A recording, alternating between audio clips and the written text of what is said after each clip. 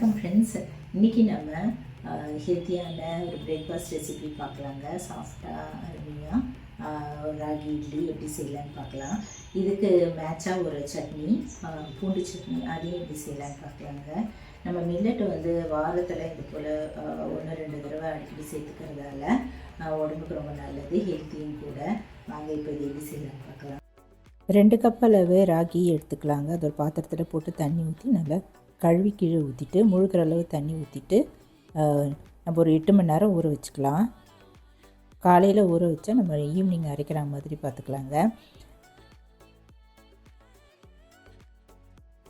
அரைக்க 4 மணி நேரம் முன்னாடி ஒரு அரை டம்ளர் அளவு உளுத்தப்பருப்பு அது ஒரு பாத்திரத்தில் போட்டு, 1 டம்ளர் அளவு இட்லி ரைஸு அதையும் இன்னொரு பாத்திரத்தில் போட்டுக்கலாங்க. இதில் தண்ணி ஊற்றி கழுவி இதையும் நம்ம ஊற வச்சுக்கலாம். அரை டீஸ்பூன் அளவு வெந்தயம் அதையும் தண்ணியில் போட்டுட்டு ஊற வச்சுக்கலாங்க. இப்போ இதெல்லாம் நல்லா ஊறினதும் அரைச்சிக்கலாம். அரிசி, கேழ்வரகு எல்லாமே நல்லா ஊறிடுச்சுங்க. ஒரு கைப்பிடி அளவு அவலும் நான் தண்ணியில் ஊற வச்சுருந்தேன். 10 நிமிஷம் முன்னாடி, அரைக்கிறதுக்கு 10 நிமிஷம் முன்னாடி ஊற வச்சுக்கலாம். இப்போ உளுத்தம்பருப்பு, வெந்தயம் இதெல்லாம் தண்ணியோடு போட்டுட்டு மிக்ஸி ஜாரில் போட்டு நைஸாக இது போல் அரைச்சிட்டு பாத்திரத்தை வழித்து ஊற்றிடுவோங்க.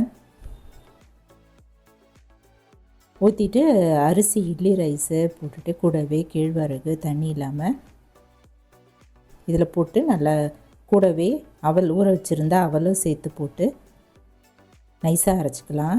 கொஞ்சம் கொஞ்சமாக போட்டு அரைச்சா நல்லா நைஸாக வரும். அரைச்சதை அந்த உளுத்தம்பருப்போடு போட்டுக்கலாங்க. ஊற்றிட்டு இந்த மாவுக்கு தேவையான உப்பு 1.5 டீஸ்பூன் அளவு கல் உப்பு சேர்த்து நல்லா கரைச்சிட்டு நைட்டே நல்லா 8 மணி நேரம் நல்லா புளிக்கிட்டோங்க. மறுநாள் நல்லா புளிச்சிருச்சுங்க. இது கரண்டியில் வச்சு நல்லா இது போல் கிளறிக்கலாம். இதுக்கு சைட் டிஷ்ஷு பூண்டு சட்னிக்கு 2 வரமிளகாய், ஒரு 4 பூண்டு பல் இது எண்ணெயில் போட்டு நல்லா வறுத்துட்டு கூடவே தேங்காய், உடச்ச கடலை, புளி, உப்பு இதெல்லாம் வச்சுட்டு நம்ம மிக்ஸி ஜாரில் போட்டு அரைச்சிக்கலாங்க. தாளிக்கிறதுக்கு எண்ணெயில் கடுகு, பெருங்காயம், கருவேப்பிலையெல்லாம் போட்டு தாளிச்சிட்டு சட்னி மேலே அப்படியே ஊற்றிடுவோம். இப்போ இட்லி குக்கரில் தண்ணி ஊற்றிட்டு அடுப்பில் வச்சு நல்லா சுட வச்சிடலாங்க. எல்லா தட்டிலையும் நம்ம நல்லெண்ணெய் இட்லி தட்டிலெல்லாம் தடவிட்டு ஒவ்வொரு கரண்டியாக ஊற்றிட்டு ஸ்டாண்டில் வச்சுட்டு நம்ம இட்லி குக்கர் உள்ளே வச்சுருவாங்க. நல்லா வேகட்டும். மீடியம் ஃப்ளேமில் 10 நிமிஷம் நல்லா வெந்த பிறகு எடுத்துடலாங்க. அருமையான சாஃப்டான ராகி இட்லியும் பூண்டு சட்னியும் தயாராகிடுச்சுங்க. ராகி நம்ம இது போல் உணவில் அடிக்கடி சேர்த்துக்கிறதால உடல் எடை குறையுங்க. ஏன்னா இது கொஞ்சம் சாப்பிட்டாலே போதும், நல்லா ஃபில்லிங்காக இருக்கும். டயபிட்டிஸ்க்கு ரொம்ப நல்லது, செரிமானமும் ஈஸியாகிடும்.